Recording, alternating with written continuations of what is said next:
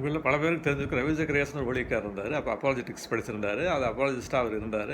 கிறிஸ்தவ அப்பாலஜிஸ்ட் அவர். அவர் எப்படி ஊழியம் செஞ்சார், அவருடைய எக்ஸ்பேன்ஷன் ஆஃப் அப்பாலஜெட்டிக்ஸ் மினிஸ்ட்ரி அப்படின்றது வேர்ல்டு வைடாக தெரியும்.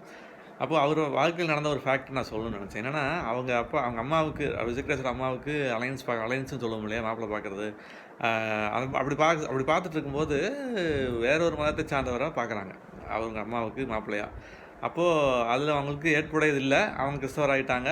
ஆனால் கிறிஸ்தவ மதத்தில் தான் பார்க்கணுன்னு அவங்களுக்கு எண்ணம். பட் அவங்க வீட்டார் சில பேர் கிறிஸ்தவத்தில் அவங்க ஈடுபாடு இல்லாதனால வேறு மதத்தை சார்ந்தவர் பார்க்குறாங்க. ஆனால் அந்த அலையன்ஸ் நடக்கலை. ஏன் நடக்கலைன்னா, அந்த பேச்சுவார்த்தை நடந்துட்டு இருக்கும்போது அவர் அந்த அலையன்ஸ் பார்த்த மாப்பிள்ளை அவர் மாப்பிள்ளையே பார்க்கலான்னு பார்த்துட்டு இருந்தாங்க இல்லையா, அவர் ஒரு ஹார்ட் அட்டாக்ல இறந்துடுறாரு.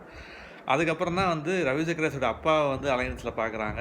அந்த அலையன்ஸில் செட் ஆகுது. அதுக்கப்புறம் ரவி ஜக்கரியாஸ் அவரை கல்யாணம் பண்ணுறாங்க. ரவி ஜக்கரியாஸோட அம்மா அவரை கல்யாணம் பண்ணுறாங்க. அப்புறம் தான் ரவி ஜக்கரியாஸ் பிறக்கிறார். அப்போது வேறு மதத்தை சார்ந்தவரை கல்யாணம் பண்ணியிருந்தாலோ இல்லை வேறு யாராவது கல்யாணம் பண்ணியிருந்தாலும் ரவி ஜக்கரியாஸ் பிறந்திருக்க மாட்டார். அவங்க குடும்பத்தார் பிறந்திருக்க மாட்டாங்க.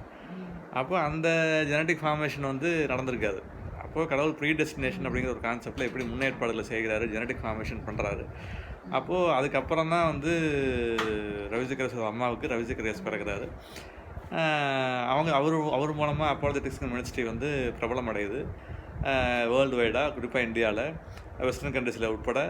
அப்போ அவருடைய காட் கிவன் கிஃப்ட்ஸ் அவர் யூஸ் பண்ணாங்க. கடவுள் கொடுத்த கிஃப்ட்ஸ் அவர் யூஸ் பண்ணுறாரு. அவரோட பேச்சு திறமை, எழுத்து திறமை அதெல்லாம் யூஸ் பண்ணி கிறிஸ்டின் அப்பாலஜெட்டிக்ஸ் விரிவடை செய்கிறாரு.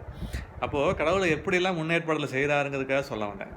ரவி ஜக்கரியாஸை பற்றியான விமர்சனங்களோ இல்லை கிரிட்டிசிசமோ எவ்வளோ ஹெல்த்தியாக இல்லை அப்படின்றது அந்த இன்வெஸ்டிகேஷன் டீம், டிடெக்டிவ் டீமோட ஏஜென்சியோடைய இன்வெஸ்டிகேஷன் முறை சரியில்லைங்கிறது நம்ம ரவி ஜக்கரியாஸோட மகன் நேதன் ஜக்கரியாஸ் போட்டதுலேருந்து பார்த்தாலே தெரியுது. அது நேர்மையாக நடைபெறலை. அந்த இன்வெஸ்டிகேஷன் விமர்சனங்கள் உருப்படியாக இல்லை, நேர்மையாக இல்லை. அந்த கம்பெனி டிடெக்டிவ் ஏஜென்சியே அது சரியில்லை அப்படின்னு நம்ம பார்க்கும்போது அதை நம்ப தேவையில்லை அப்படிங்கிற ஒரு சந்தேகம் இருக்குது. அது நம்ம வெளிப்படுது. அந்த ஒரு உறுதிப்பாடு இருக்குது. அதே மாதிரி அவர் மேலே குற்றச்சாட்டு வைக்கிறவங்க கரெக்டாக இருக்கிறாங்களா?